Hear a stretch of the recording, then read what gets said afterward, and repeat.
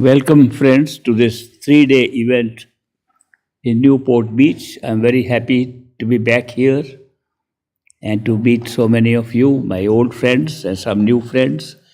It's always nice to meet friends. Friendship is a rare thing.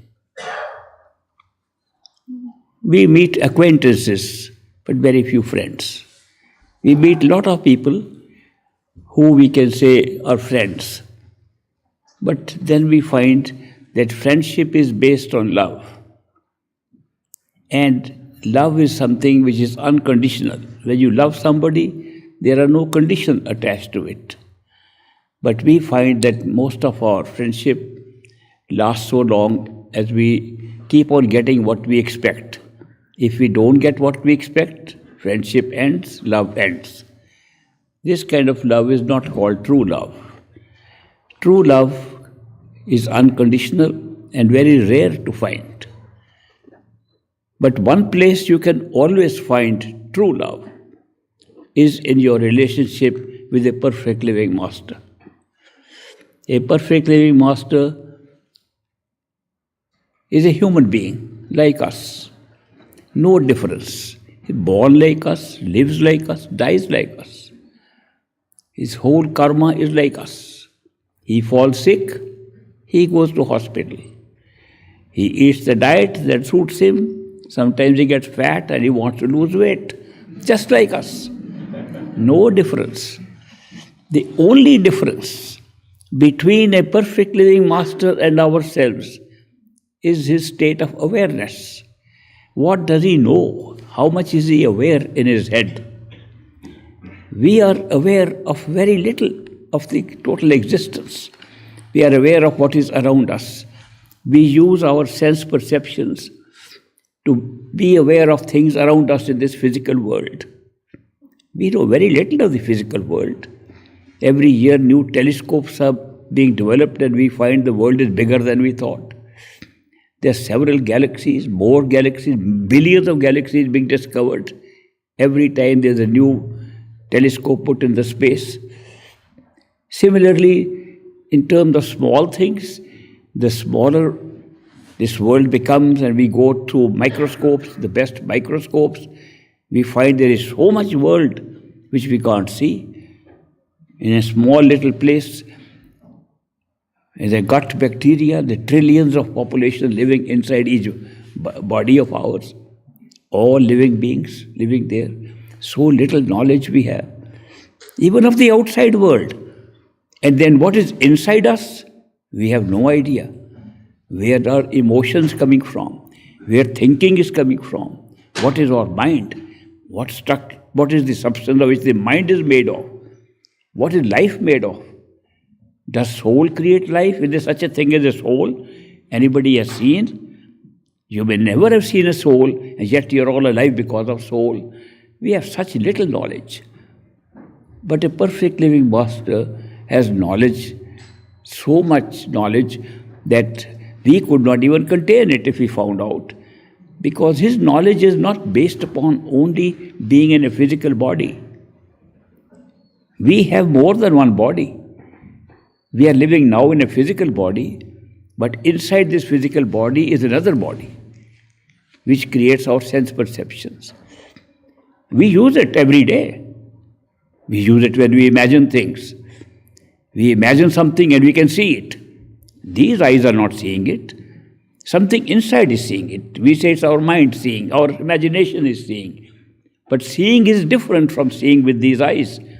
Similarly, we can touch, taste, smell, have all the sense perceptions without this physical body. So there is something else of which we have very little knowledge. People who have been able to die while living, that means while they are still in the body, but they have been able to experience what happens to us after death. They know there is a body that survives after death, and that body has all the sense perceptions that we have here. So therefore, there is more knowledge inside than we are aware of. That's not all. We don't know that the mind is also a body. We think mind is merely a function of the brain. It just provides thinking.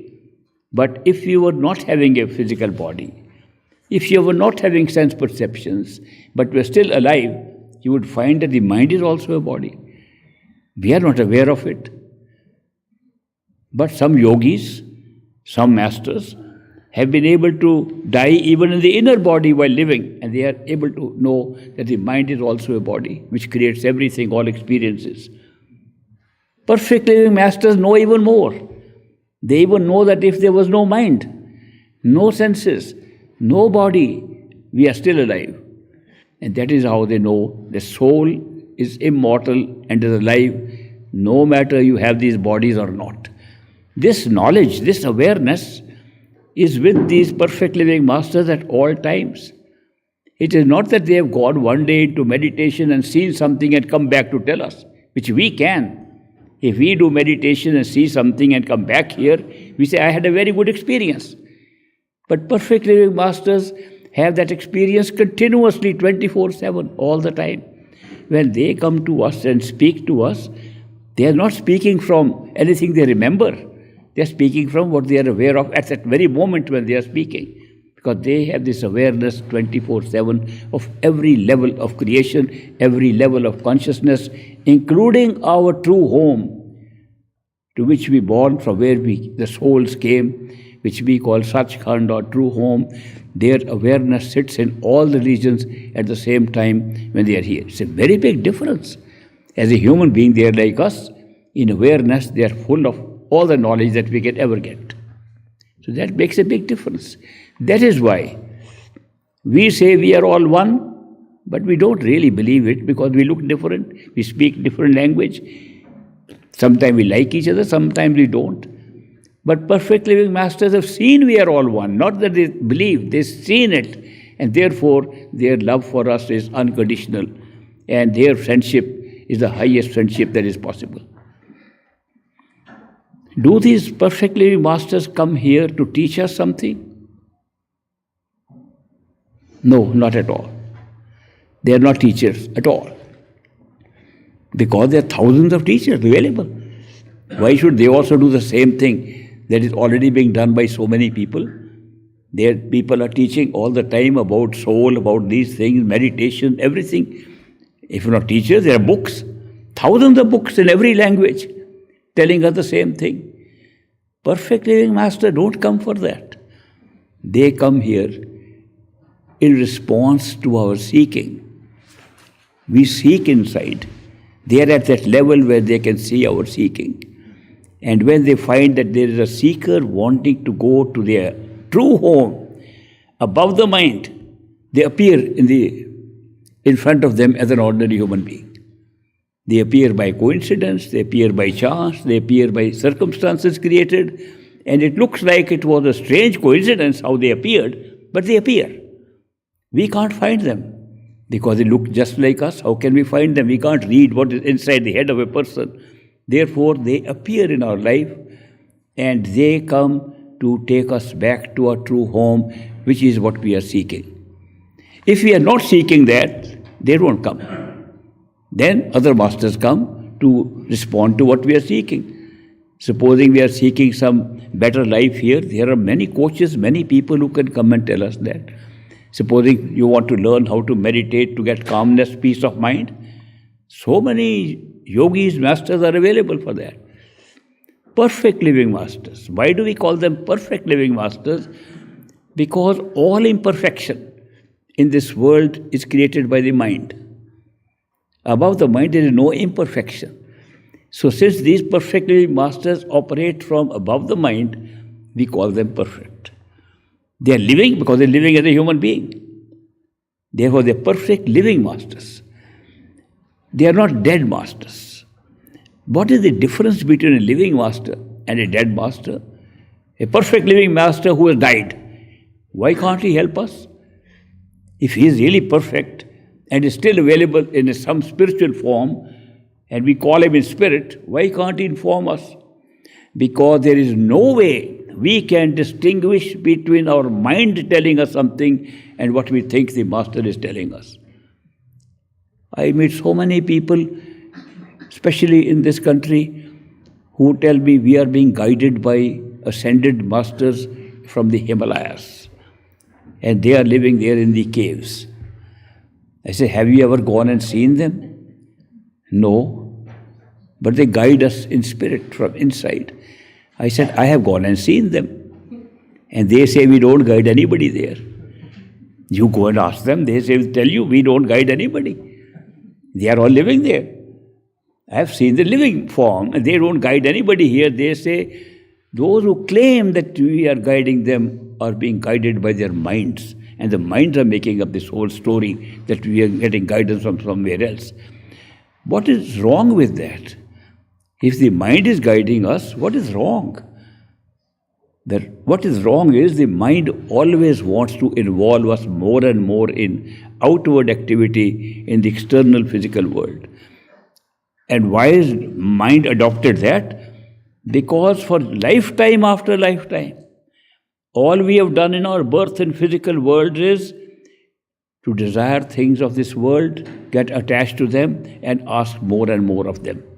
This attachment and desire has kept us coming back here, and the mind loves that. The mind gets attached, and therefore the guided instructions we get attaches us more to this world than anything else.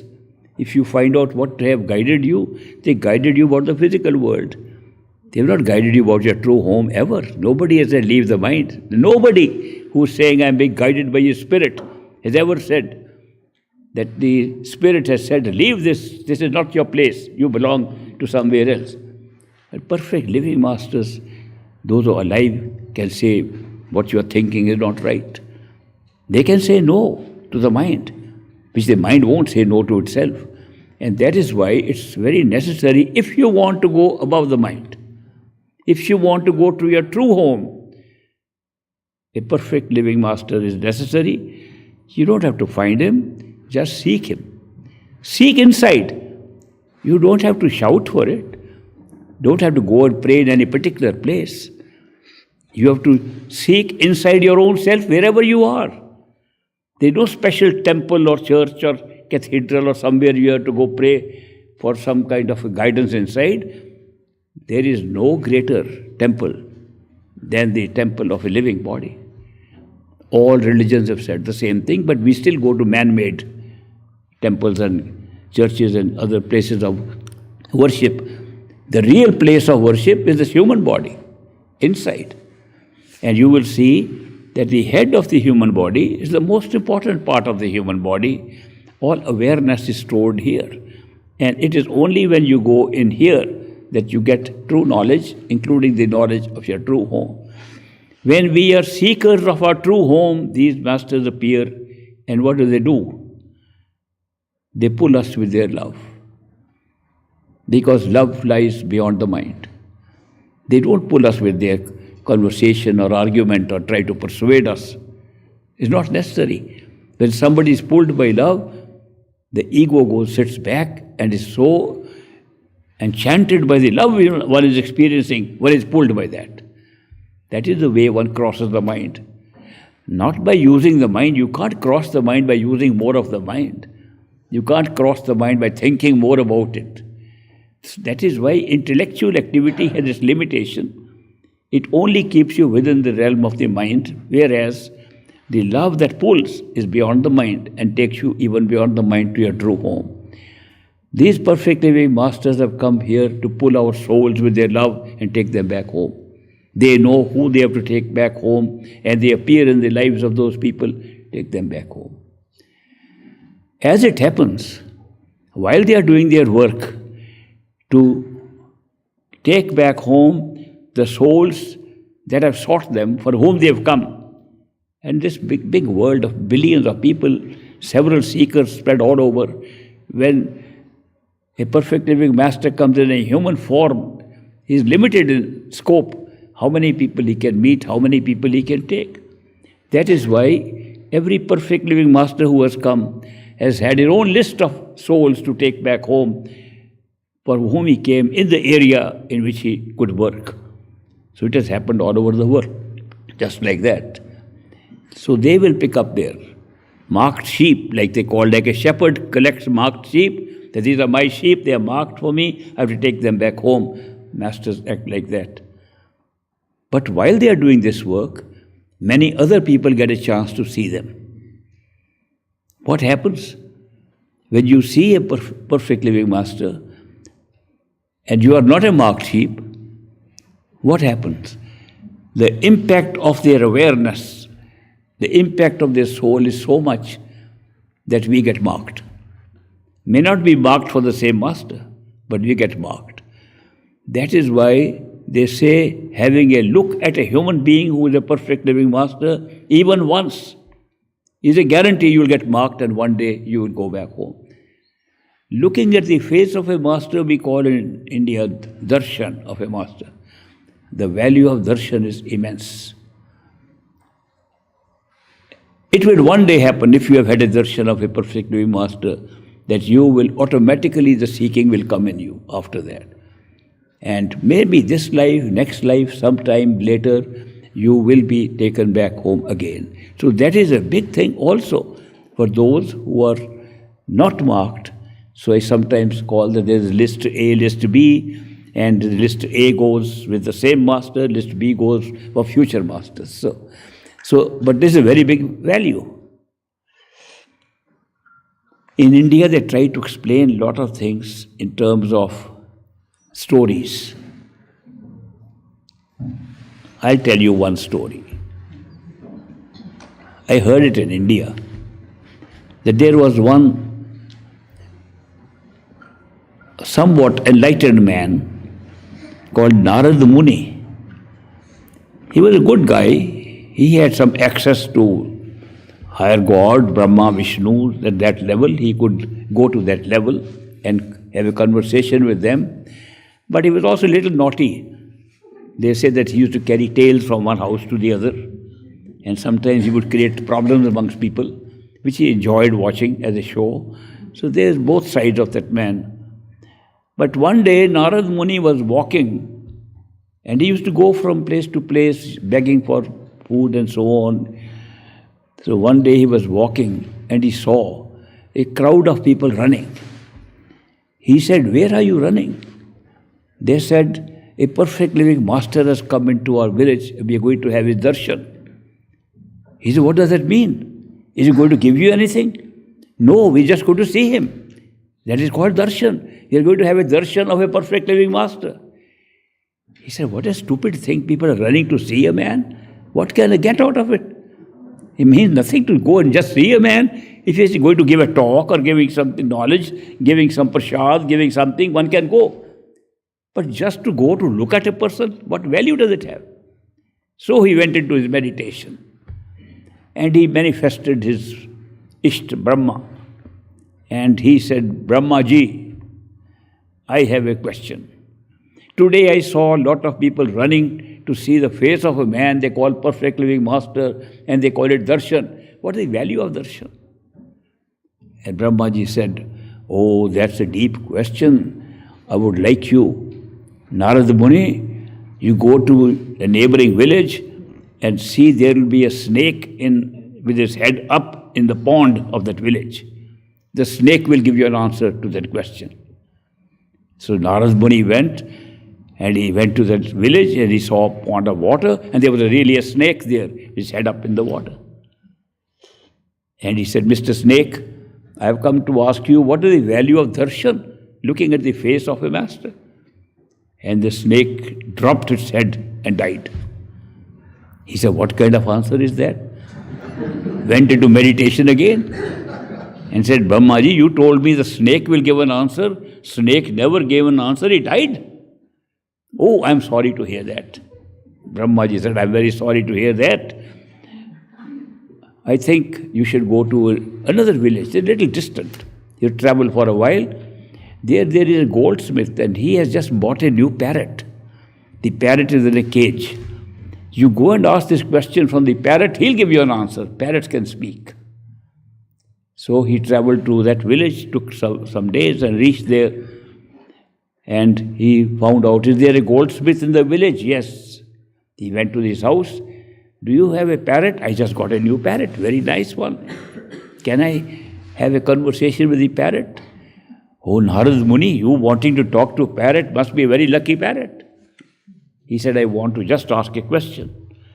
So the parrot was brought to him, and he said, Mr. Parrot, what is the value of this darshan, looking at the face of a person they call a perfect living master? And the parrot dropped his head and died. He said, what kind of game is this that Brahmaji is playing with me? He went into meditation again and said, Brahmaji, what is this game? I asked the snake died. Now you sent me to a parrot, the parrot died. And Brahmaji said, oh, I'm sorry to hear that. That's very sad. I'll tell you now. Go to another country, far off, new state. And it'll take you some while, but don't mind. When you reach there, you go to the palace of the king and ask them if a newborn baby has been born there. And ask that baby, he'll give you the answer. Now Narad Muni was shivering and trembled. Parrot and snake is all right. I hope nothing happened to the baby. But he traveled.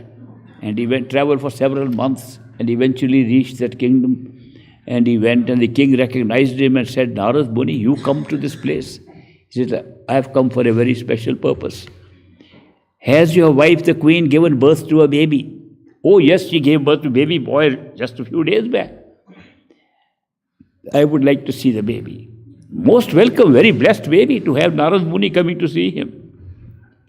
Narad Muni is inside, not so sure if it's a blessing or not. But anyway, he said, I'd like to see the baby in privacy. They said, certainly. We'll withdraw, you go and see the baby in that room. Narad Muni went there and said, Mr. Baby, I have come to ask you a simple question. What is the value of darshan, looking at the face of a master?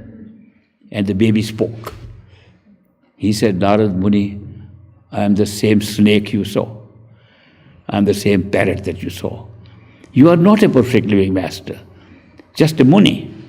But even at your rank, your darshan cut short my life as a snake, made me into a bird. Your second darshan cut short my life as a bird, made me into a human being. In the case of a perfect living master, the value of darshan is 1,000 times more. That's how he got the answer. Sometimes we have these stories to tell simple truths, that the value actually is far greater than is described in the story. The value is, if you have a darshan of a perfect living master, you will become marked to go back to your true home and you become a seeker automatically. Sometimes we wonder what is making us seek the truth. We are happy living in this world and we say something is missing. Something is not right. This doesn't seem to be my place. Where do these thoughts come? This is a place of pain and pleasure. This is not my place.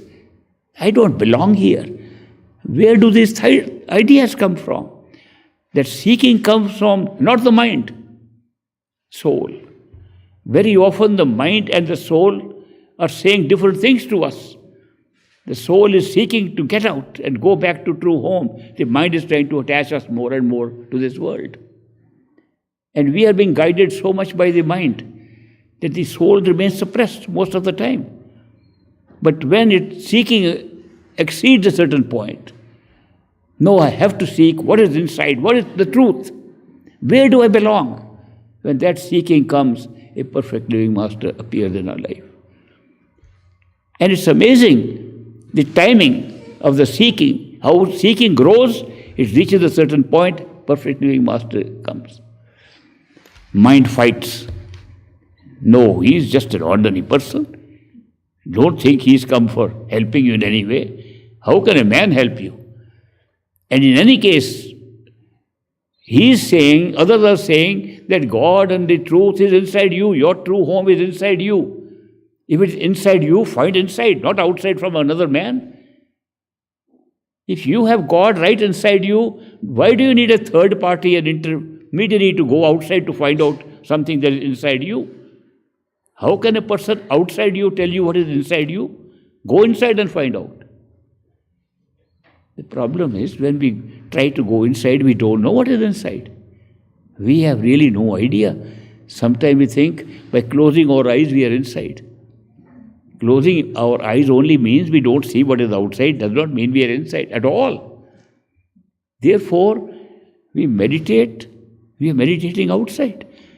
We close our eyes, we think we have gone somewhere. No, it's still there. We have not gone anywhere inside. We have no idea what is inside. We have never gone there.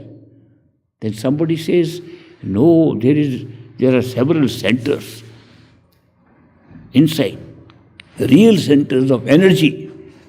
All the energies, all the frequencies that create all experiences are inside. And we go to those centers inside. We put our attention on different centers. And the centers give us some strange experiences. No center gives us our true home.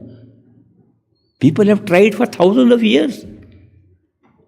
I sat with the yogis who were practicing for all their life, and I did the same meditation with them in the mountains. And none of them had ever gone to their true home. All they had is strange experiences, out-of-body experiences, running here and there, going where? Outside of themselves, not inside. It has taken me so much time to understand that inside is different from the experience of the energy centers. They are running our life outside and inside. So just by putting your attention on these energy centers, we are not going anywhere inside. We focus our attention on anything, it's always outside. We never focus attention on ourselves. And why can't we do it? Because we have never been told how you can know your inside your own self. We do not know what our self is. We are thinking our body is our self. Sometimes thought comes, maybe there is an Atma, there is some soul inside, and that is making us alive.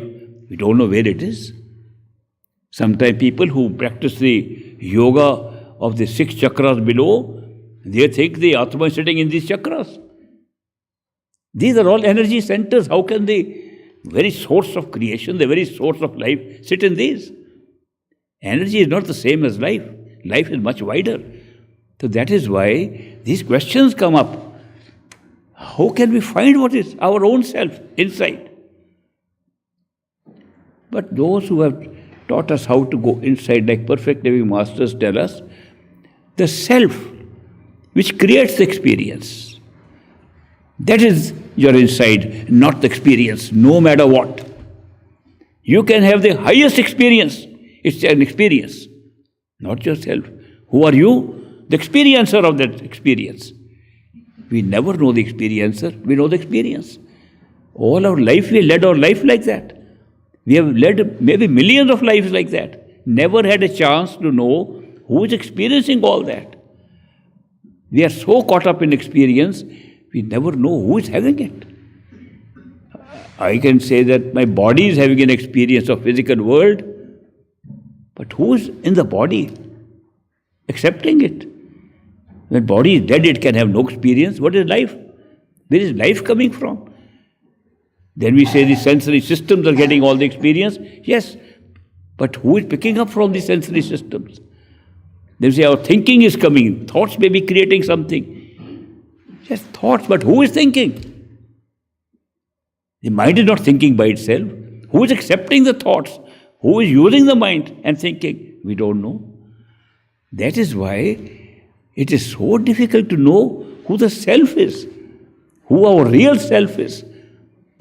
Socrates said, know thyself. People have said, if you can know yourself, you have known God.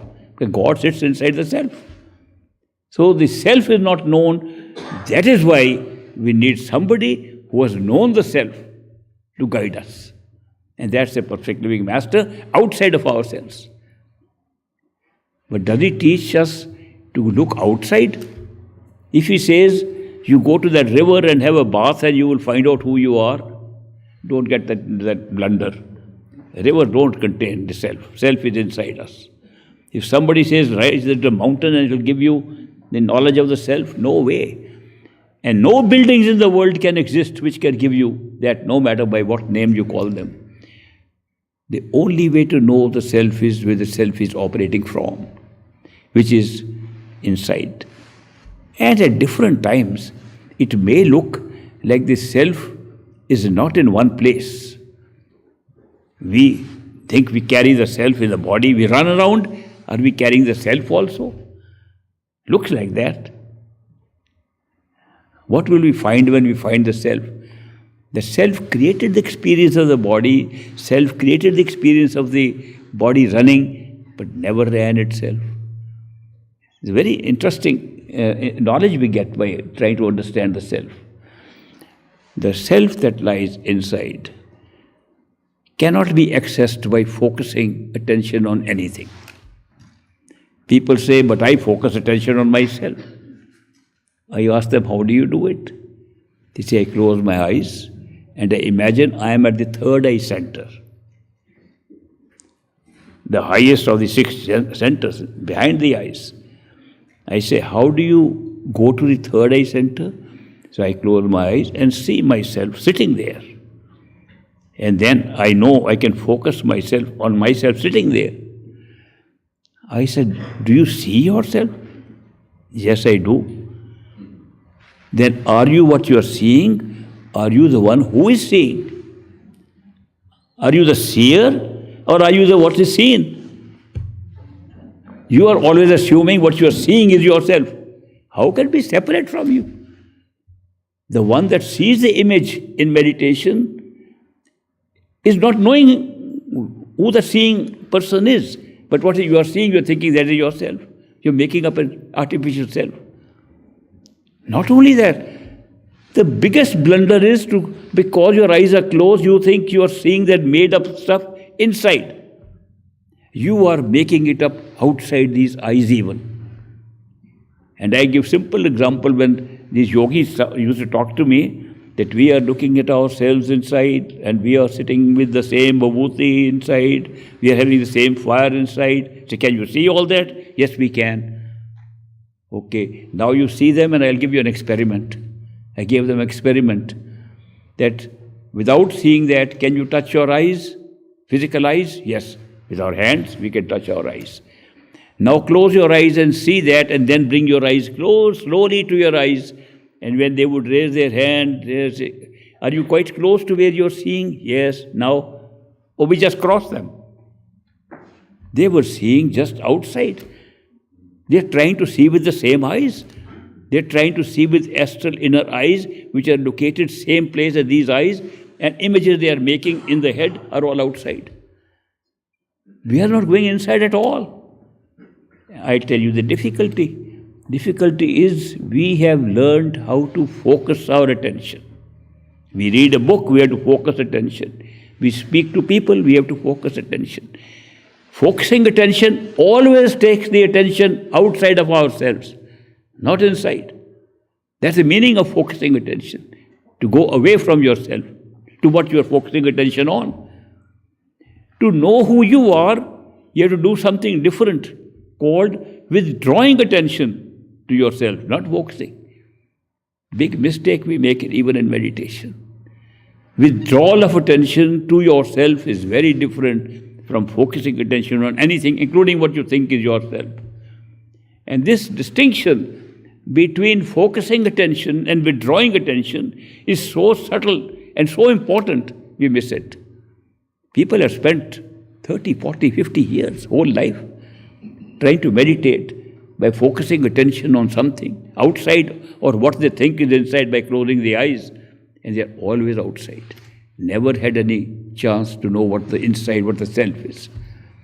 If you withdraw attention to yourself, that means attention should be where you are, wherever you are, wherever you think you are. It is only in the wakeful state in a human body that we think we are in the head behind the eyes. It doesn't mean it's always there. Only in wakeful state, because we go to sleep every night. When you go to sleep, where are the self? Where is the self? Where do we think we are? In the wakeful state, we think we are just a unit of awareness, just picking up awareness. We can say it's behind the eyes. We are looking out of the eyes, we feel we are there, hands are below us, heart is below us, all other organs are below us, and we are in the head at the eye level. Just because of seeing, we feel the self is at the eye level behind. What happens when we go to sleep? We don't know, we are unaware of the body. But if we were to be half asleep and we're able to know where are we in the body. Sometimes the sleep is very coming up and we are sleepy. You will see it is not behind the eyes, it's dropping down. I give experiment to people. At night, when you are about to sleep and feeling very sleepy, try to touch your eyes, physical eyes, and they touch their nose and they think they're touching the eyes. Then already the location of the so-called self, where you are, is dropping down. When you're having dreams, it's down to the throat. When you're deep sleep and you think no dreams are taking place, drops to the heart. When you're waking up, it jumps up. When you're awake, it's back behind the eyes. When you are in deep meditation and experiencing something higher than the physical reality, it's higher up. First it is higher up by going backward, then goes up. Different locations exist for our self as a unit of consciousness in this physical body. This is the most miraculous body that's been made like this. Not only in terms of physical activity, there's so much of nervous system, other things, system, all the systems are so compactly packed in. But when you see the awareness side, the knowledge side, how much knowledge it is packed, it's even more remarkable. How the whole knowledge of the whole creation is packed up right here. Knowledge of God is packed up right in here. Knowledge of the self is packed up right here. It's all in this physical body. There are different positions in the body. When the attention is withdrawn to those places, you get those experiences, not focused. So withdrawal of attention has to be learnt very differently than what we have learned so far in focusing attention. So that is why these perfect living masters help us to withdraw attention with their love. And what happens when we follow their simple steps to withdraw attention inside? We find they are not pulling us from outside, they are pulling us from inside. And they appear inside. And we realize for the first time, a perfect living master, because we always look outside, appears outside, he is actually inside us. He is also part of ourselves. And supposing we completed our journey and reached our true home, we'll find there was no difference between our true self and a perfect living master we saw outside. It's just a method of getting back to our true home, that while we are putting all attention outside, a perfect living master as an ordinary human being appears outside. But he's not outside. In truth, he's inside. So that is why it's the inner master that's pulling us. The feelings that we have of being pulled by love are inside us, but we associate it with a person outside because we don't look inside at all. So this is a simple way to explain to you what is the advantage of following a spiritual path like the one I'm following and which I'm sharing with you. It is, if you are seeking your true home, you will be pulled by a perfect living master who will appear in your life as an ordinary person, but the love will pull you. And that is the biggest sign of a perfect living master. His love pulls you. You don't know where it's pulling from. You don't know why you are attracted. Only the other day I was giving examples of a few people who came to my master, Baba Sawan Singh, and they came to tell him that what he is teaching is not right. There was one professor who used to come to him. He said, Master, you are making a fool of people. There are no such things as higher regions and higher states. This world is the only thing we have. We are born into it, we die in it, and that's the end of the matter. Life is not existing beyond this life. Nobody has any proof. Oh, we hear people remember near-death experiences outside. Mind can make up any near-death experience. The brain is very powerful. What you think is a very high region is only made up by the mind. Master, don't tell people that there is true home and we have to go to true home. There is no true home. We are here temporarily, we die, we end. Matter ends there. No soul, no other thing. Only brain activity we call mind. Senses are built into the organs of the body. That is it. And great master told the professor, you have every right to think the way you do. That's your information you have. I have different information. So I believe differently. It all depends. We have a right to disagree based on our information which we have. So I believe that these things exist, and I believe we can go to these places beyond the mind even. But if you don't believe, it's all right. You can believe what you like. And the professor went away. Next weekend he was back again. He said, Master, I've come to tell you, what you are saying is not right. And he repeated the whole thing again. So the master said, no, I explained to you that you have your experience. I have mine. Experience can differ. And I have some experience which is very convincing for me, and you have your experience which is convincing for you. So we rest there at different opinions and different experiences. There's nothing wrong with it. It's all right. Thank you for reminding me. The professor went away. Third week again he came back. And he said, Master, I want to tell you, please don't say those things. And great master said, you know, this is the third time you have come to me, tell me the same thing. Tell me, if you don't believe anything, why are you coming to me? He said, I don't know, but I'd love to come and see you. And later he became one of the best disciples of great master. Love pulls us against the argument of the mind. Only love can override our mind. Otherwise, I don't know anything else that can override our mind. Our mind and thoughts think we know everything. This is final. We know best. Every time we say we know best. When love comes, we don't know best. It overrides our mind. And that is how the perfect living masters operate. It's really their love that pulls us. And at a certain point in time, overrides the mind. The mind becomes an obstacle. Why does the mind become an obstacle? Mind should love it. The reason is the mind feels threatened. The mind feels my existence is at stake. Because here is somebody who is coming to take beyond the mind and create the fact that mind is not our true home. Thinking is not the final thing. There's something more than thinking in us. And that is why the mind becomes a sort of an obstacle, sometimes a very strong enemy of the soul. Soul wants to go home, mind says no. And then since we have lived our life with the help of the mind, guided by thinking, guided by mind, it takes a lot of time for us, sometimes several lifetimes. It's only many lifetimes when we come to a point, no, we have to go to a true home. This is not the place. This is not the place. This is not the place. The soul is saying. So the soul is what seeks the true home, not the mind. Mind seeks pleasures and joys. And great masters, I've seen perfect living masters sometimes give you those little joyful glimpses inside also, just to induce the mind. Okay, have a look, at least try at least. It's not that the mind is going to be really taken in, but it can stop interfering. So to keep the mind at bay, to keep it away from obstructing us from going to our true home, sometimes masters give us little things like these.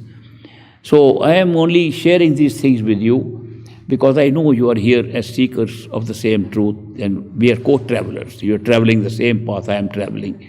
And I thought, because of the guidance I have got, I'm a little older than most of you. I don't think any one of you is older than me. Maybe one or two might be there. I am already over 91 years old. So I've had some experience, even in this physical body, about what is outside, what is inside, and how masters operate. So I'm sharing this because it is not necessary to search for a master. I want to clarify this. Master will search for you. What you have to do is seek inside. Seek, and if you seek, you will find. That's the secret. Seeking inside is the secret. So when you seek inside, your mind will say no. When the opportunity comes to meet a master, mind will find the best arguments not to follow another human being and ask questions and say question after question. And sometimes there are some people, especially very highly intellectual people, they spend their whole life in asking questions. Great master used to give a little story of a professor, intellectual man, visiting a village in India, a small village, and those villages have wells where there is no parapet wall around them. They are at level with the ground. So as he was walking, thinking of something about his own matter somewhere, he fell into the well.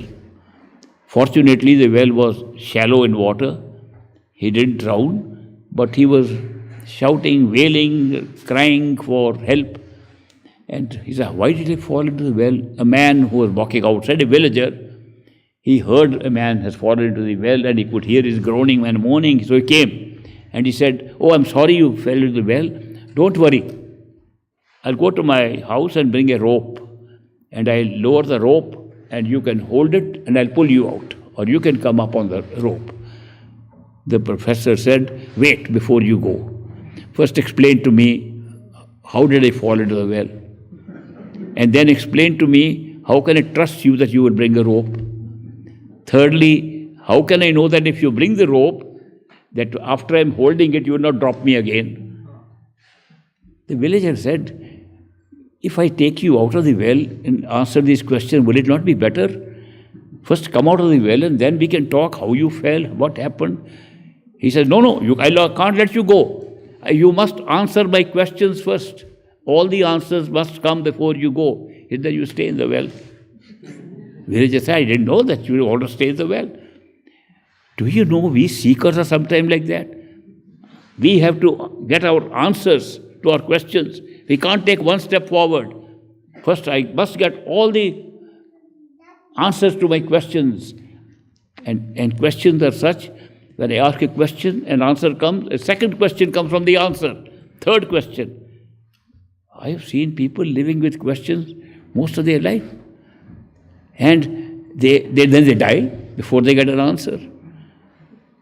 There is a time, even when the mind is asking questions, to say, let me try one step. After all, if I take one step, I'll get part of the answer. Is it true that there is something on the spiritual way or to go back to our true home? If the first step is not working, I'll come back. But no, I must ask and have my answers questioned in the mind only. And that can be another problem for us. We question too much. We keep on asking questions. How do the perfect living masters attend to this mind that is asking questions? First, they start giving answers to questions. Like if they are also on the same level like us. They have also grappled with the same questions and therefore they are giving answers they found. And we say, no, those are not the answers, right answers. So we ask more, they give more answers. And then we are being pulled by love while they are doing this. Then the question disappears. We are not interested in the questions. We are interested in going home with the love that is pulling us. That's the method they follow. And we all experience it that way. So these are some of the things I can share with you because I was a bigger skeptic than anyone I've met. I had more questions than anybody I know. And how these questions were dealt with, not by more questions than answers, but by the pull of love which showed that the questions were manufactured by the mind to keep me away from my truth, not to help me to go to the truth. And this is not known to us, that the mind is working in a way to perpetuate its own dominance on the soul, on ourselves, on our life. And the mind has dominated so much that we have forgotten that the soul is also operating inside us. Love never comes from the mind. Love comes from the soul, no matter what love is. Love is a function of soul, even here, now. When you think, you can never think yourself into love. Love comes, then you can think about it and sometimes destroy it also by thinking too much.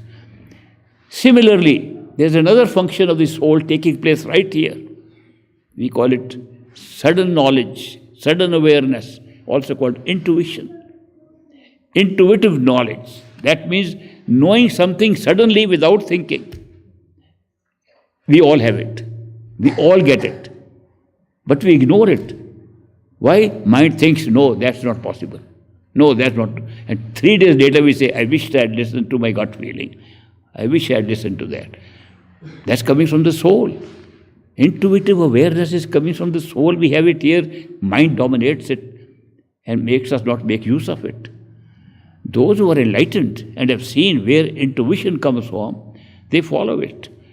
and they make the mind follow what the intuition says. What we do, we let the mind overwhelm the intuition and we follow what the mind says. We have become slaves of the mind. We souls have become slaves of the mind. And mind tells us what to do. Mind can be controlled, but we don't want to control it. We almost identified ourselves that we are the mind. There is no soul. I think, therefore I am. Biggest wrong statement. Correct statement is, I am, I have a mind, and I can use the mind to think. I use the mind to think. I have a mind. It's something I've got. It is not that I have become the mind. And yet, we are constantly feeling that I am thinking. I am not thinking. I is using the mind to think. So I we have used as a personal egoistic entity as our own self. I is used in relation to the mind, not the soul, not our life. Life is general. We have made our life, even as an individual, as a general thing. This is all life. And who am I? I, the mind, the thinker. So we confused even our own self, who we are. The truth is, life individuated in us is the soul. And it has been given an accessory called mind. Very big difference between the way the mind functions and the soul functions. Soul functions intuitively, with joy, with bliss, with love.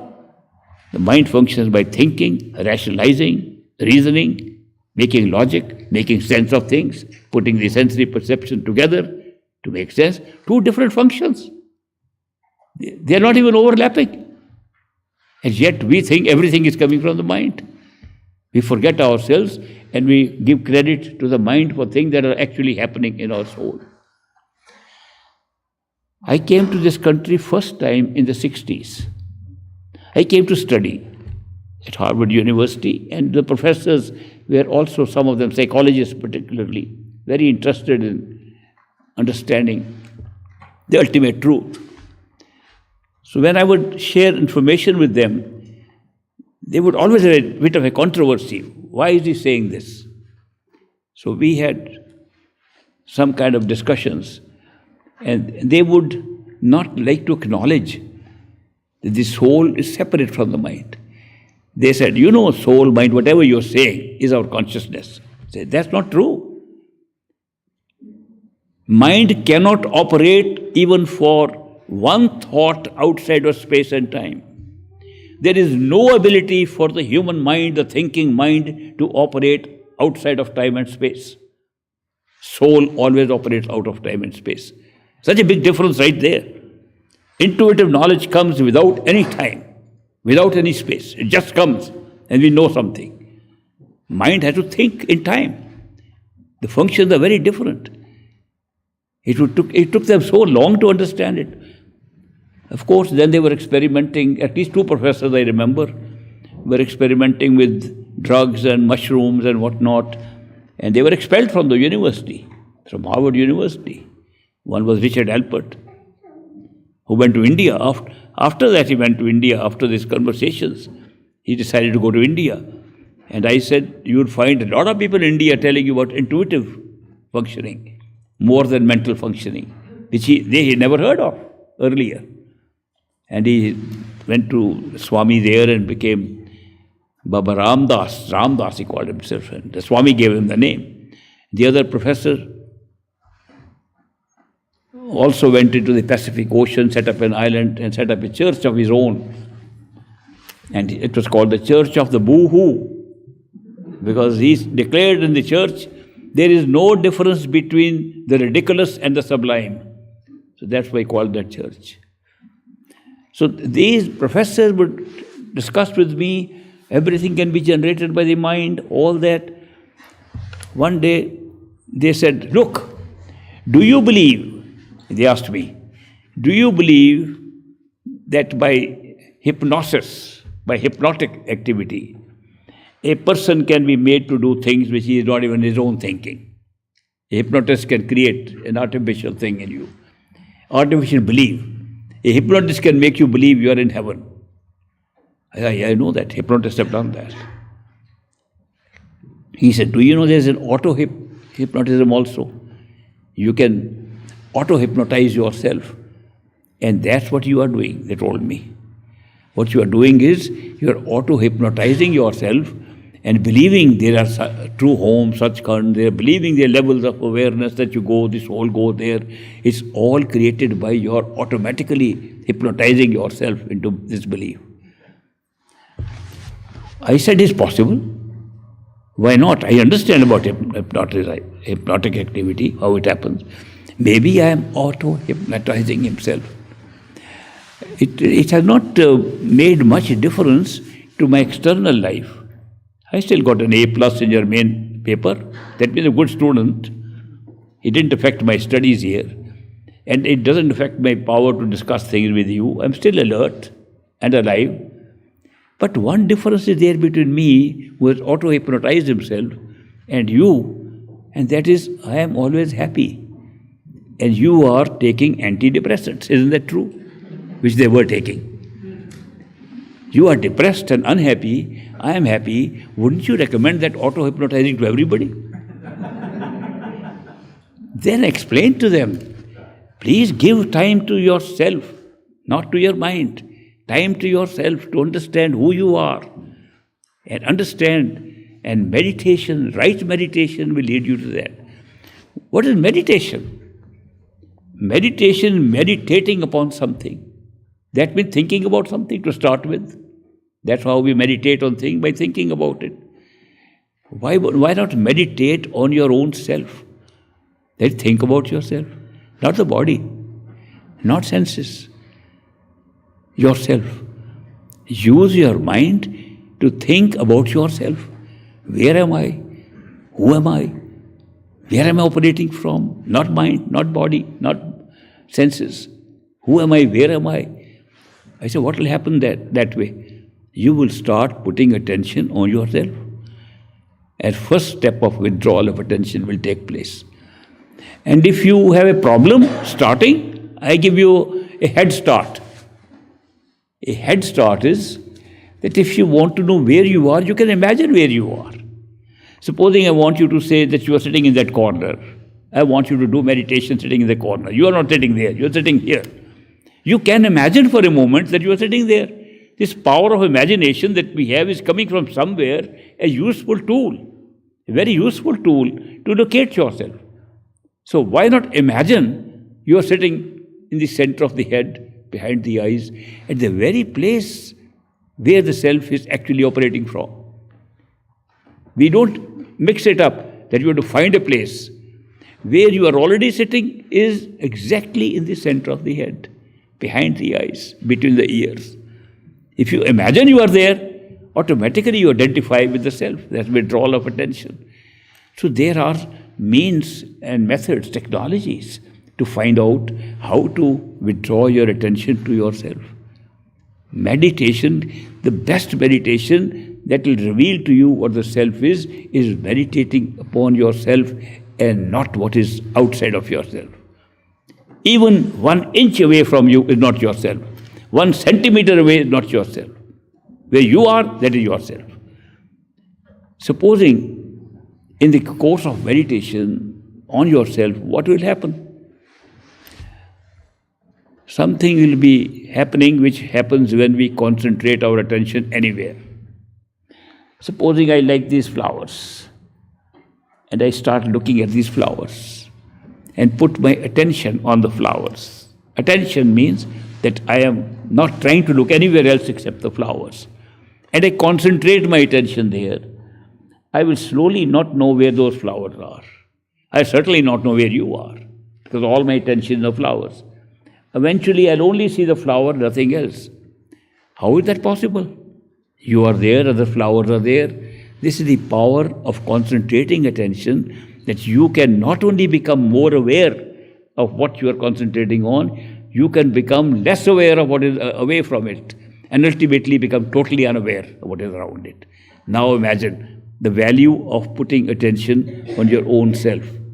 When you concentrate your attention on your own self, in the center of the head, what happens? You don't know what is outside.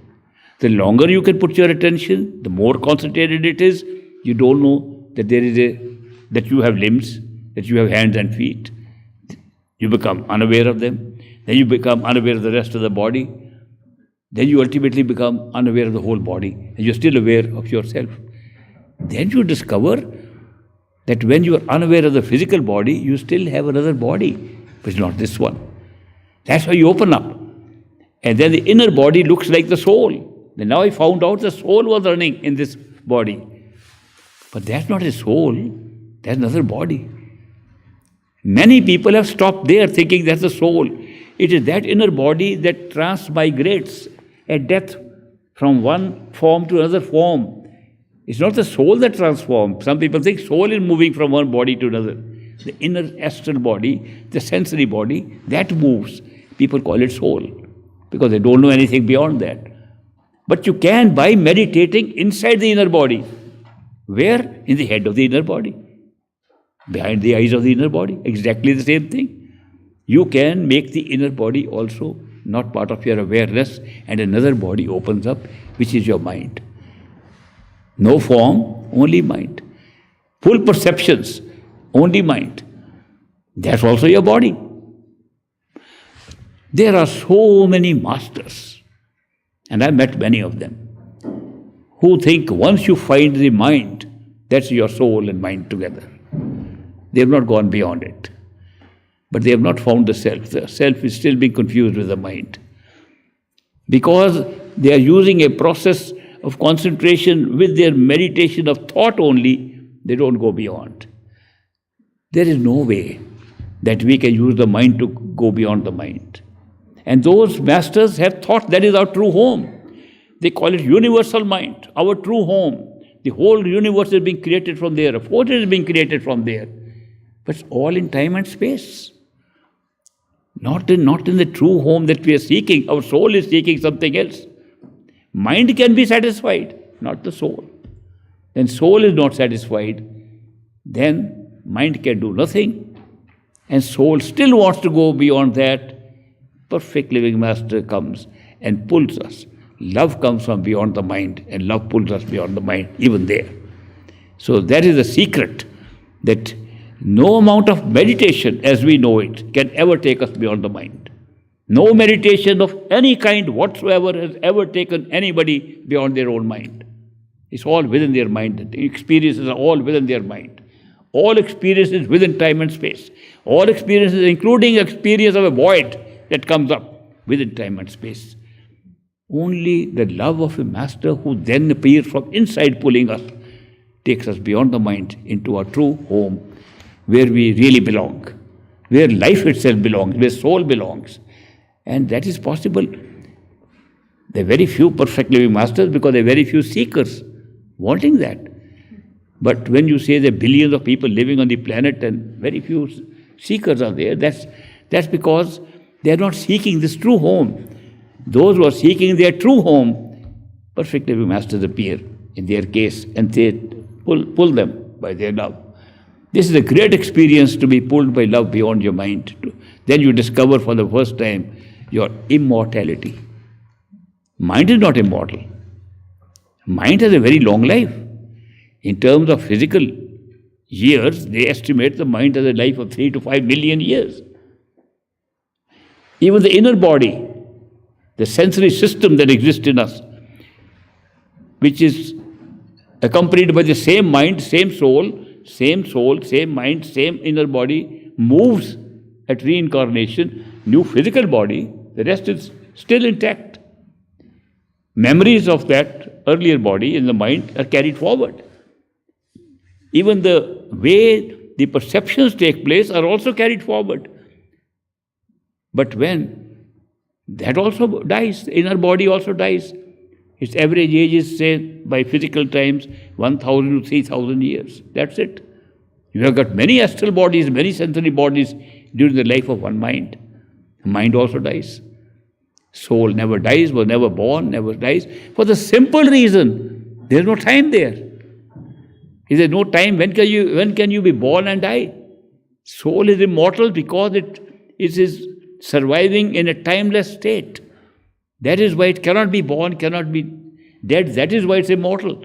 People don't understand how immortality comes. If you had no time and space here, we were all here, we would all be immortal. Right here. We live in time and space, past, present and future. And that is why this is not a permanent place, this is temporary for all of us. Soul lives in a timeless state and therefore is immortal, never dies. Only when it comes into time, it is born through a mind and through a body, and then dies. First this body dies, the inner body dies, the mind dies, soul never dies. It's immortal. Only when with the love of a perfect living master we are pulled beyond the mind, we discover our immortality. We talk about it here, but only experience it there. And there are several perfect living masters who have taken us to that level. Even amongst perfect living masters, there are those who have taken us to another step forward. Not only discovering who we really are, the immortal soul, they take us to our true home where we are all one. Not many souls. Many souls of one. One experiencing the many within itself. That's our true home. It's a remarkable experience to have of your true home. And then you discover that the whole show of creation took place right there, not outside. There's nothing outside of our true home. Even now we are in the true home, unaware of it. Spiritual journey is not a journey in that sense. You don't go anywhere. It's not something sitting up in the sky, you're moving, flying up to go to somewhere. It's going within yourself to discover that your true nature, your true home is being covered by other experiences and deliberately created for change of experience. And then when you withdraw, you go back to your true home and discover everything happened there. And simple way to describe is, when we go to sleep and have a dream, we run around in a dream. Physical body is not running anywhere. It's lying in bed. We gone far off, seeing new places, escaping from dangers, doing many things, running up and down, falling from places, all somewhere other than where we are sleeping. And then we wake up. When we wake up, we know we went nowhere, we were in the bed. Before we open our eyes, we know we went nowhere. It doesn't mean to open our eyes, where have we come now?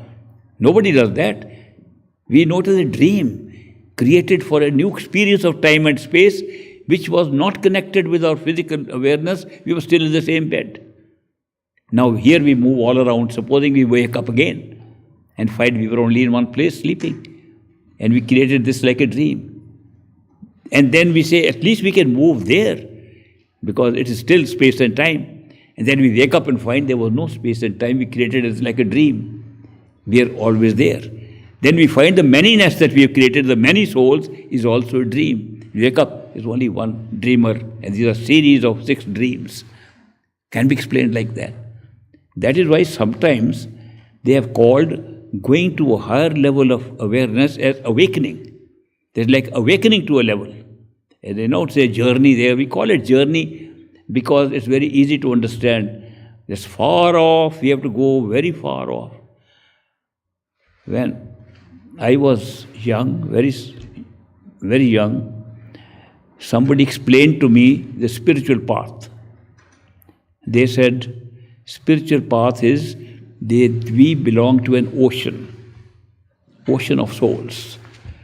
That was our true home. And we were some drops that left the ocean and have moved far away. So we are far away from our true home. And we are now little drops.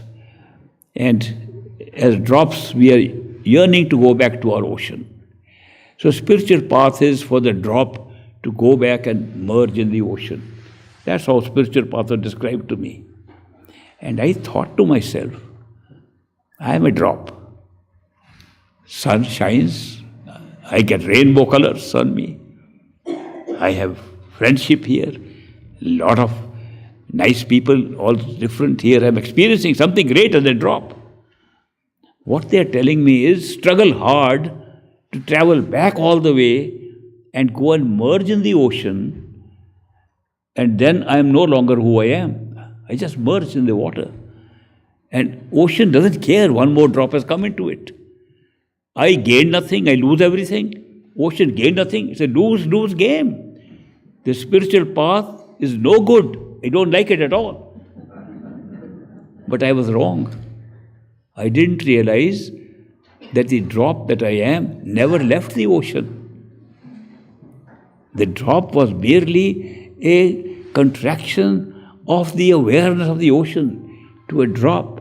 And when the awareness expanded, it became a bigger drop, bigger, ultimately realized it was the ocean. That's what the truth is. That means we never go anywhere. It's all happening in terms of awareness. How much we are aware of. We create a contracted awareness and become drops. How small are the drops?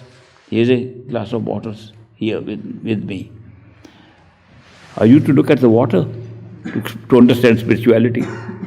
I said, there are drops. Then I would say, how small are the drops?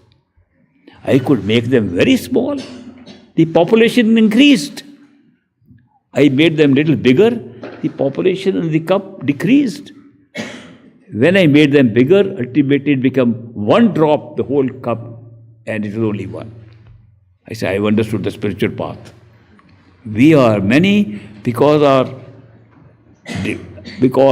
conscious awareness has been contracted to the size of an individual being in time and space, captured here in a physical body. When our awareness expands, it captures more and more. It's a wider world. It's a bigger, real world, more real. Ultimately, when we reach, it's our true home in which the whole contraction took place, and nothing outside. Nothing happened outside at all. It's not a game of going anywhere. It's a game of awareness, expansion, traction, awareness. Spiritual path is to be able to expand your awareness to totality and discover the total. These steps we take here are because we take the contracted situation as real. We take this world as real, which is, of course, a very artful thing we have done. We've done a very artful thing to make a simple change of experience into reality. How did we achieve this? Right now, we have no other reality except what we're seeing here, sitting together. I know I am real, you are real. Supposing I knew you are not real, what am I talking to? Who am I talking to? Supposing I had a dream and I was going to talk in the dream to people, and I know I am not dreaming, I won't talk. They're dream creatures. But why am I taking you real? Because I'm taking myself real, taking everything real. All of us have one level of reality, physical reality. When we are in physical reality, this is the only reality. I'm talking of true home and all that. It's not real for us here. We may have it reality one day, but not real right now. At this time, there's only one reality. When we go to sleep and have a dream, the dream becomes the only reality. Supposing we know in the dream it's a dream. And I've had such a dream. Many of you must have had. People tell me that they can know in a dream it's a dream. What do we do when we know it's a dream? Tell everybody, you know it's a dream. Who are we telling to? When we wake up, nobody. We created them. And yet while the dream, knowing it's a dream, we still tell people it's a dream. That means we can speak the truth without really knowing the truth. And that's what we are doing here now. Speaking the truth. But the reality has taken form here. This is a beautiful, most wonderful miracle. How you can create a reality by shutting off all other levels of awareness and confining yourself to one level and become real. What is the test of reality? How do you know it's real? I want to know, is this glass in my hand real? I touch it. Yes, it's solid. Taste the water. Absolutely real taste. Absolutely real thing, everything. I just had experience of reality. How can I call it unreal? People say it's illusion, Maya. I say no, I just tasted it. I touched it. It's real. Our definition of reality is, can we touch it, taste it, smell it, etc.? Now imagine, I'm sleeping and have a dream. I'm talking to you in the dream. And also a table is sitting like this.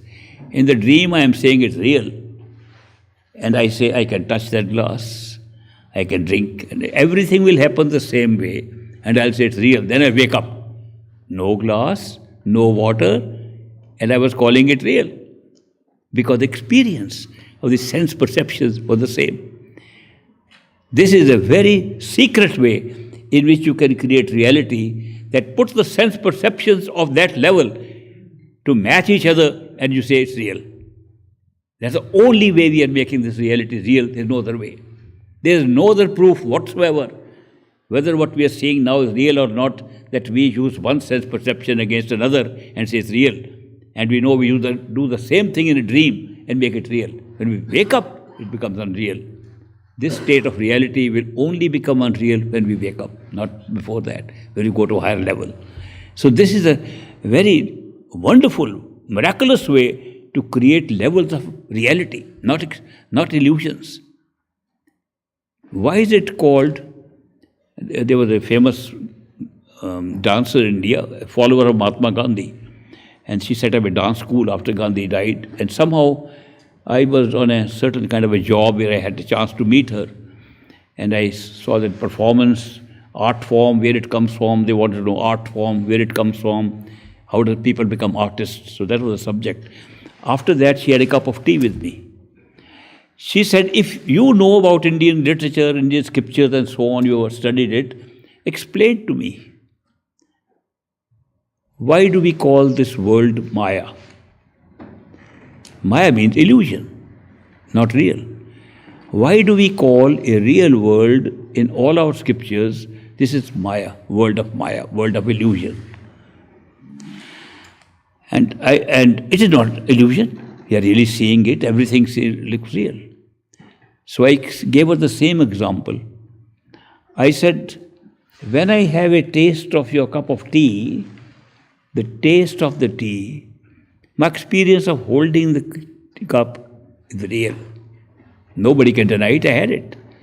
But because of that experience, I think the cup is real. That's the illusion. Maya is not referring to your experience. Maya is referring to the inference we draw from experience, that because you had experience of things have to be real. No, experience is real, things are not. It's a very subtle distinction. This is not illusion in the sense it's all unreal. The experience of the illusion is reality, and beautifully created reality. And the reality, the illusion is, we jump from the experience to thinking all the objects and people are also real. So it's a very subtle distinction. And it applies all the way to our true home. You'll see this as a reality has been created, and we can only experience one reality at a time. Otherwise, we would not make it real. Supposing I could also have my dream state right now, as I dreamt, this wakeful state also, higher wakeful state, all will become unreal. Nothing will look real. They'll all look like dreams. By shutting off everything else except one level, it becomes real. So that is why even when we go on our spiritual journey to a higher awareness, we move from one level of awareness to another, one reality to another reality. But what happens when we reach the top? All realities become one. Therefore, perfect living masters who come in our midst, they are seeing all realities together and know they are all illusions, and yet they are all realities at the same time. They function very differently than us. They look like us, they behave like us, but they are seeing things in a very different way. They know all realities have been created and all are created by the same power. What is that power that can create? The power to be aware of the reality, which is called consciousness. The secret is consciousness. Secret is that the ultimate totality of consciousness is our ultimate one soul, one power of creation.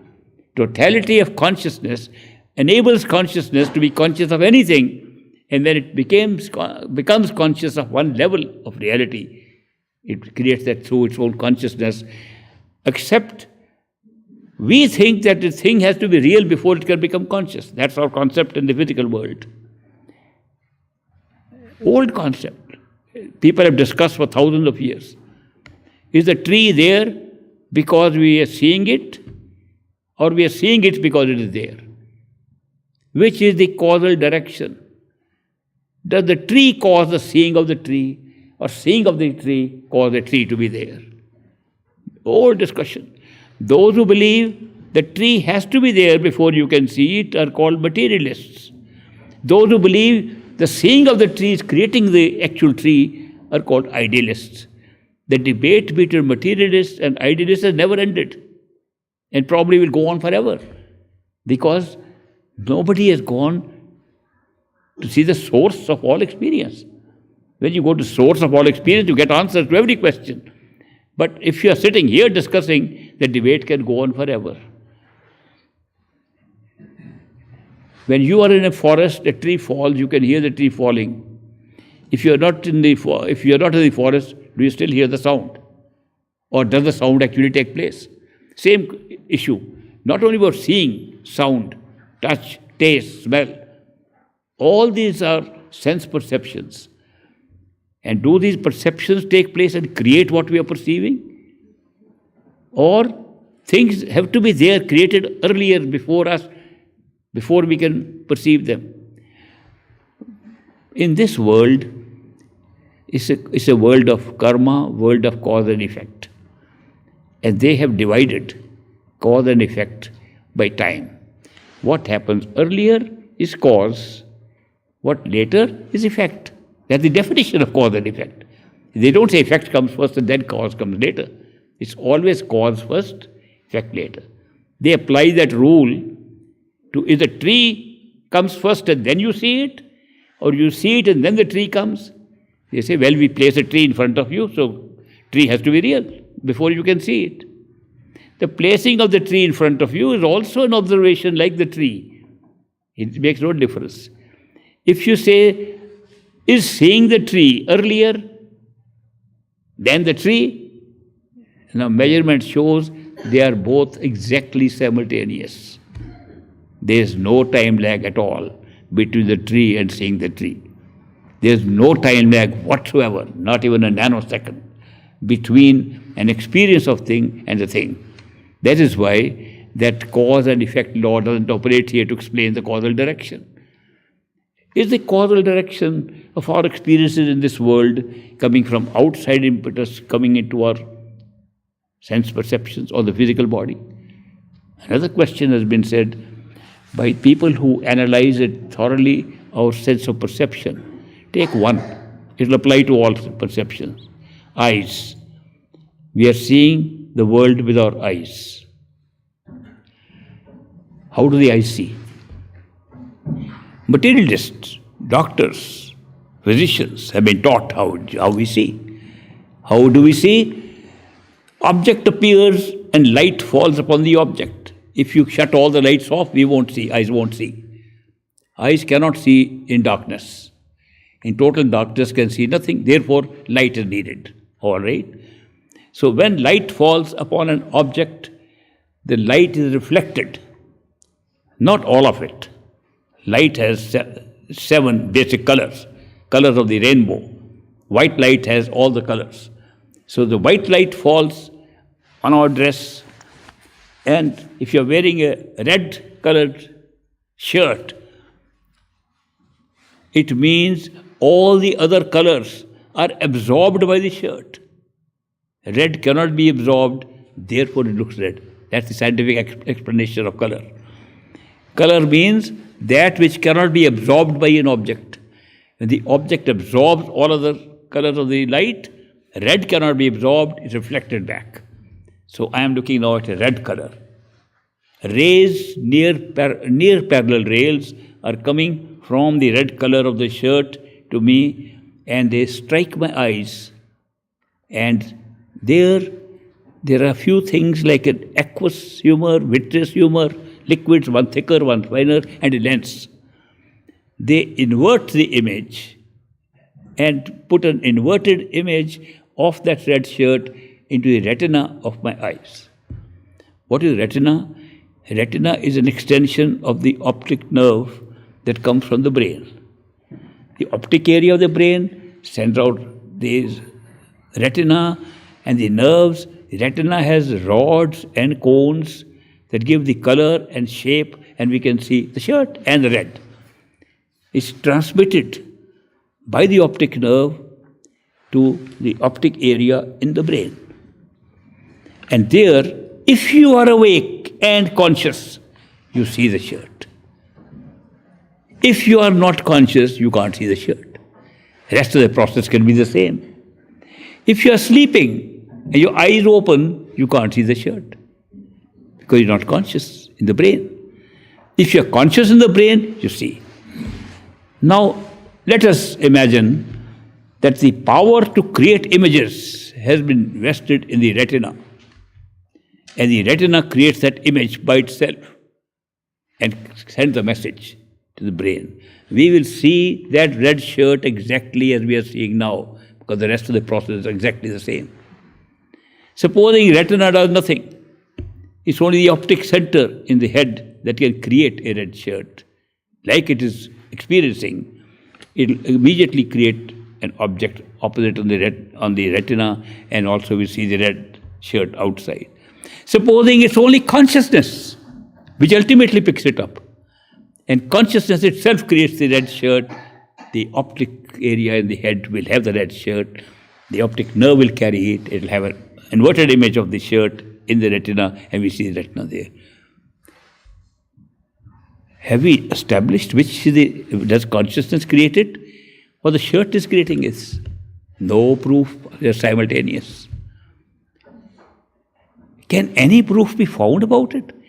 Can we do some kind of dissection of the brain and see? They have done thousands of surgeries of the brain, can't find anything in the brain. Grey matter, synaptic things in which electric lines are flowing. No idea how this whole process is taking place. But there's another way of finding out. If by concentrating attention inside the center of the brain, from where most of the brain is functioning, where all the hormones of the whole body are functioning from one direction in a very small organ called the pituitary body. Next to that is a small little gland called pineal gland. They're already in everybody's head, they're there. And they are responsible for thoughts emanating and going into the different parts of the brain. They are the ones which are telling us what to do. They are the ones controlling how we can use our muscles, how we can use this. If in that area we can concentrate our attention, that very area, and create red shirts wherever we like, we will know that's where the red shirts were created. We'll have some proof. What we are doing as empirical science, empirical medical science, is not willing to do that. They say empirical means externally in the world we should have proof, outside. Something that we are examining, consciousness, cannot be examined by that system. They're trying to examine something, how is the person conscious? In India, I was working in a state government, and a great leader of another country visited us and had a car accident and got into a coma. Since he was a dignitary of another country, we were very worried what will happen. They'll think we might have killed him or something. So a lot of investigation was done. Long-term coma. We got the best surgeons from all over the world, brain surgeons, to come and examine what treatment they can give. So brain surgeons came and examined that man, long coma. And I remember my boss, who was the chief minister of the state, he said, "Doctor, tell me one thing. Where does consciousness come from?" And that big surgeon who had opened more than 1,000 brains in his surgery said, "Sir, that's a question we have not been able to find an answer to. We have tried for thousands of years." And the answer of the doctor, famous doctor. He said, "All we know is that we can deactivate the power of seeing in the brain by going to the optic area and putting a laser beam on it and deactivating it, and it can stop seeing, we can deactivate. If we put our laser beam on that pituitary body right at the center, we can make a person unconscious. They have a consciousness, whatever it is, we don't know what it is. Whatever it is, we know it has something to do with that area. That's what the doctor said. What is meditation? To meditate on the self which is operating in the wakeful state from that very area. That's exactly the area from where we are all operating right now. We're looking at each other, we're looking at it, we are listening, looking, listening, attending, everything is taking place, that one single area. And that's the area where consciousness resides. So therefore, unless we go and examine there what the causal effect and causal direction is, we can never find it from outside. But if you go there, you'll find the causal direction. It's from inside out, which defies us because the reality has been created in such a way we think outside has to be real before we can experience it. It's very difficult for us to understand that experiencing is taking place and that's creating the reality outside. Very difficult for us to understand. Reality has been so well established. But if you move from one reality to another frequently through deeper meditation, then it becomes clear that we create realities ourselves, right from inside, from consciousness. So consciousness is responsible for this. I have shared these things with you because these can come to your experience. I'm not saying believe anything I say. Don't believe a single word unless you can experience it. One of the fundamental part of the teaching of my master. No scope for blind faith whatsoever. This is totally experiential. This is totally to be experienced. Only believe what you experienced. If you experience more, believe more. But don't disbelieve because somebody else has experienced and I haven't. Don't make that mistake. Because I haven't experienced, it doesn't exist. A lot of people take that attitude. You say you experienced that. No, I haven't experienced, doesn't exist. No, you haven't experienced. You go by your experience. And no blind faith. If something pulls you from inside, try to go inside. It's not blind because pulling is taking place inside. Then go inside. If you go within yourself in meditation and see something, believe what you see, not what somebody else says. There's no place for hearsay. We see something, we go one step.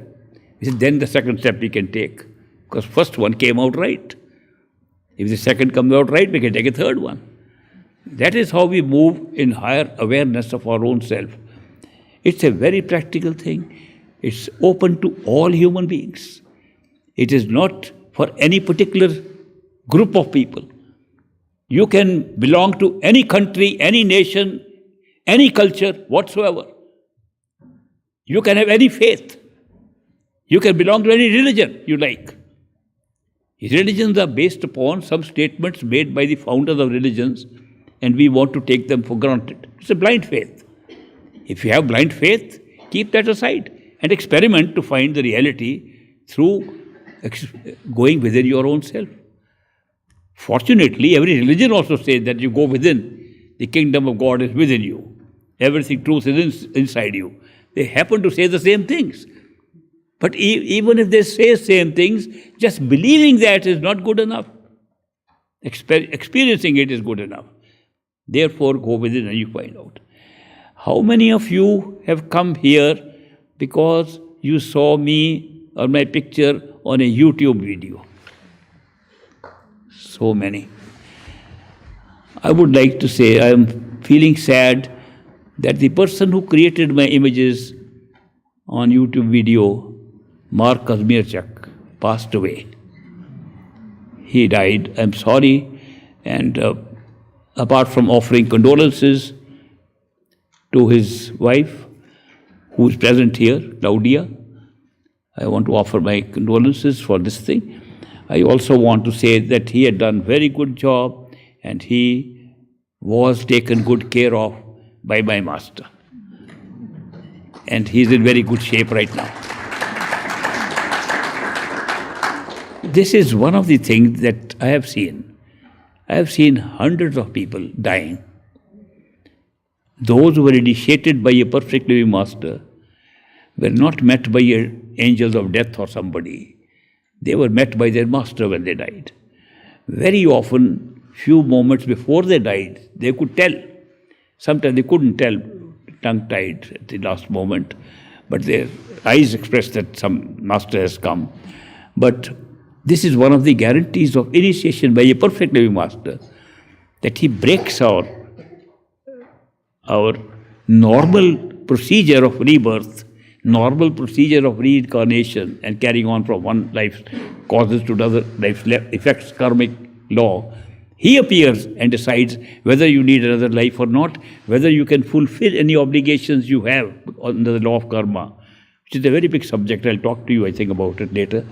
And that how you are going to be taken into another life, what will be decided, where you will pick up that karma from the last life. Master decides that, and not any other agency. Ordinary people die, and there is a setup by which an angel of death or a soul given that particular position because of its own karma is working on some kind of a computer to tell you, this was your karma, go now on this, there's a new combination.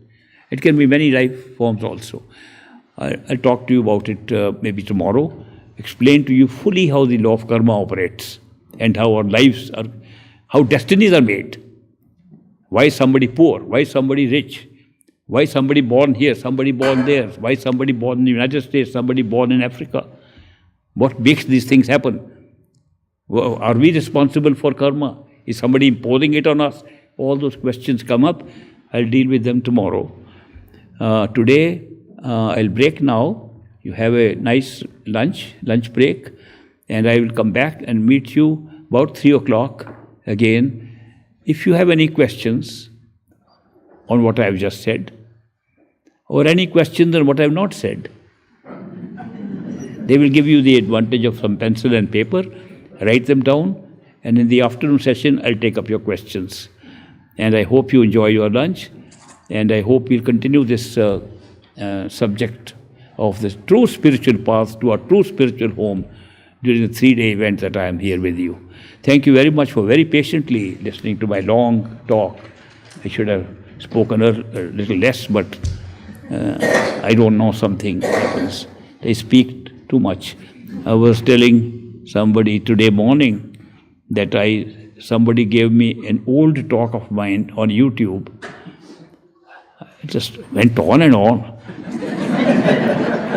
I said, how long is it going to be? And as it happened, it shows how many hours and minutes it's lasting. 2 hours and 15 minutes. I said, shut it down. How can anybody put up for that long? I said, there should be some control mechanism.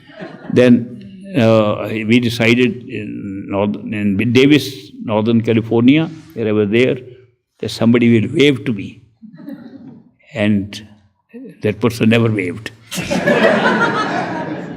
So we have to have some control mechanism, otherwise I talk too much. The reason is I want that I look upon you as my very close friends. I don't see you as strangers at all. I don't get that feeling. So I feel what I've got, you should all get. At least, if not anything else, I've got happiness. And we are all looking for happiness. There's no greater happiness you can get than the happiness of total knowledge. When you have knowledge inside, what happens is, there is no doubt. The clarity is such, no doubt. When there is no doubt, there is no fear. Imagine if you have no doubt, you'll never have fear. Fears come from doubts. Fears come from unknown. That may happen. This could happen. But when you can see, there's no fear. So your very life in this world changes, just with these two factors. So that is why I want all of you to be totally fearless by discovering your own true self. And when you will discover the own true self, you will find you and I are the same. We come from the same source and we are one. Thank you very much. See you later.